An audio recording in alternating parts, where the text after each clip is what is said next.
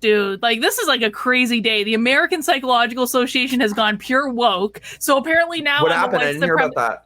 Oh, yeah, I just did a video on it. It'll be up tomorrow on my channel. But essentially, they issued this big statement basically declaring that psychology is a tool of the white supremacy. I'm not kidding. And I was like, oh my God. And like, apparently all the resources of the American Psychological Association are now going to be directed at fighting white supremacy or some such nonsense. What's their excuse for that? Well, I mean, that was kind of the question I had. I was like, you guys have been around for a while. Why did we only just discover this if it's such a big deal and such an earth-shattering thing? Like, it's not like the APA is new. But no, they're pandering. They're doing what the APA does best.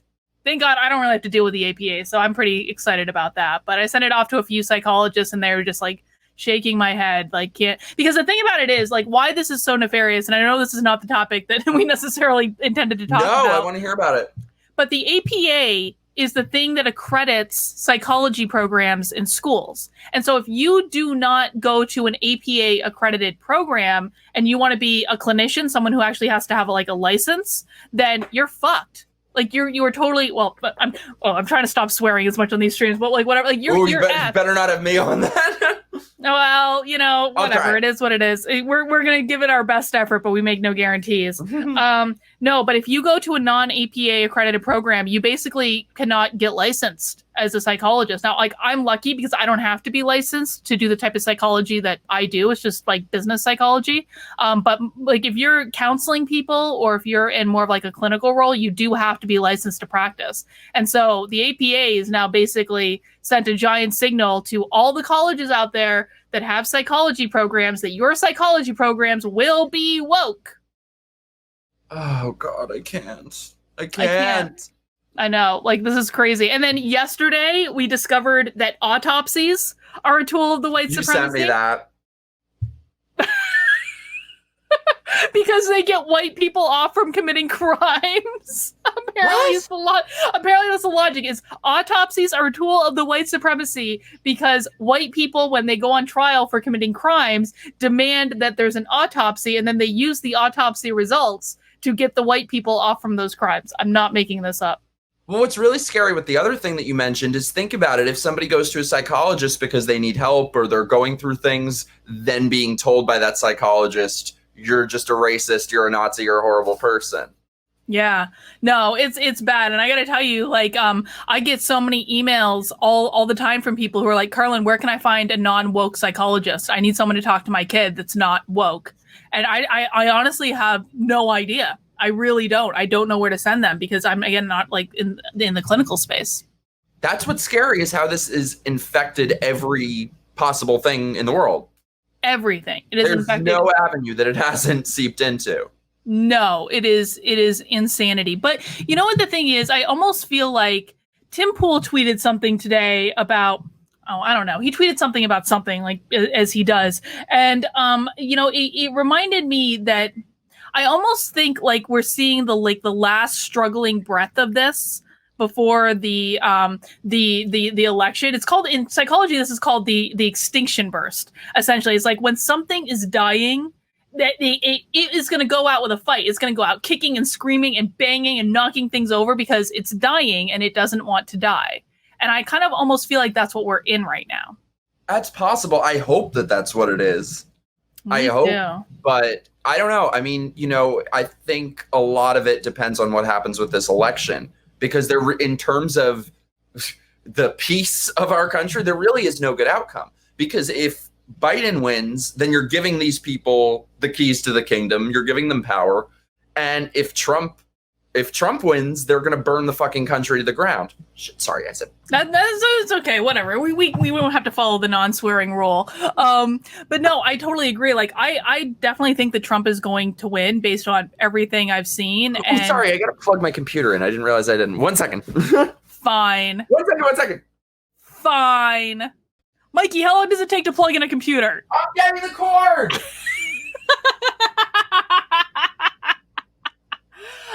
Okay. I got it. Oh, good. Okay. So I'll answer a question while you're doing that. DG asked in the chat, when are you coming to Portland? I was definitely not talking shit about you. That absolutely never happens. Mhm. So we have a question in the chat, Mikey. They want to know when we're coming to Portland, and I say no to Portland. I thought you guys liked us. What do you want us to get killed? No, you don't want to get us to get killed. Like, no. And I think do you live in Portland? Whoever's asking that. Dude, like, and I think that they were actually thinking about doing something in Portland, and they're welcome to go and do it. I'm not going. Oh, you know, you're not going to be able to resist. No, it's funny though, because sorry. Go ahead. I was going to say I demand extra security. I demand a personal security guard if I'm going to go to Portland. I swear. It's funny. I was hanging out with my dad the other day, and I was telling him about Portland and how I am never going to Portland. And literally, like 10 minutes later, Carlin texts me, "Would you ever go to Portland?" I was like, "Well, no," but now that you mention it, yeah, exactly. Oh my God. So we'll see. But Maggie, we are going to Dallas. I'm so excited. I've never been to Texas before. It's going to be great. So I've actually never been to Dallas. I've been to Fort Worth before, but I've never been to Dallas. They're basically in the same like general vicinity. So I kind of felt like they were always the same, but I don't know. I mean, I've never been to Dallas, so maybe it's completely different than Fort Worth. Fort Worth was very unexciting, to be honest, when I was there. Really? Yeah, I've never been anywhere in Texas, so I'm just excited to see it. Yeah, I want us to go shoot things. Yeah, well, none of us ever have. No, I was thinking. Carlin hasn't. Brandon hasn't. None of us have ever gone to Rangers and shot guns. Blair has. But I think, we might actually be able to do it on Saturday though, because the march and the rally is early. Is it? Right? I think it's at like 10:30 or something in the morning. So we're gonna have to get up early on Saturday, which I'm not necessarily a fan of, but we're gonna have time in the afternoon, so we may be able to go shoot guns. Let's just do it. Let's do it. Let's see. Maddie has a. Hey, Maddie. Maddie says, "How do you feel about the Proud Boys going? I feel like it's playing into the left's hands." I agree. Yeah, I agree. I think it's like, why? What is going to be achieved? Yeah, that's why I'm not really a fan of them. Yeah, I don't know. They've got brass balls. You got to say that. But it seems like they're. I mean, I hope for them they're heavily armed. I don't even know what to say. Killed, though. Someone's going to be killed. I mean, someone already has been killed. Well, it's anyone's. I think the thing with that shooting was anyone surprised by it? Were you? I was not surprised. Happened more. I guess I wasn't surprised. I think for me, it was like when it happened and when I saw the reaction of like my old friends. I think it was more for me, just it kind of smacked me in the face with the realization that people who I used to call family would have no problem with me getting shot in the middle of the street for wearing a MAGA mask. That was the thing that shocked me. No, yeah, I knew that. When Brandon and Libby and I were accosted after the RNC with these people screaming anti-gay slurs at us, this friend of mine that used to be a very close friend of mine since I was like 15 wrote this whole post about how I deserved it and I had it coming. And so, yeah. Oh my God. I gotta tell you, Mikey, and we'll talk about the RNC a little bit more for people who want to hear like the good parts about it too, because it honestly looked like it was an awesome night up until that point. But I gotta tell you, like one of my former friends that I had hoped at some point she would come around and at least not hate me.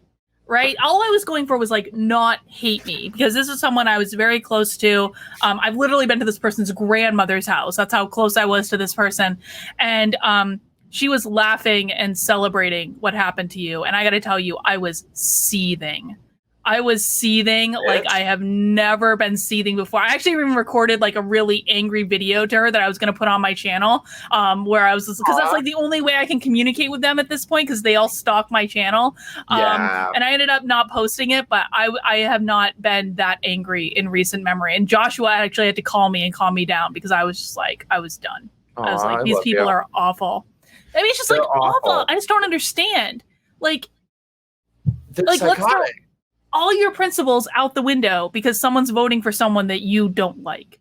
But it's not even about if you vote for him, because I wasn't really like a Trump supporter until like the past year or so. And I wasn't really like vocally supporting him until the past like month, maybe.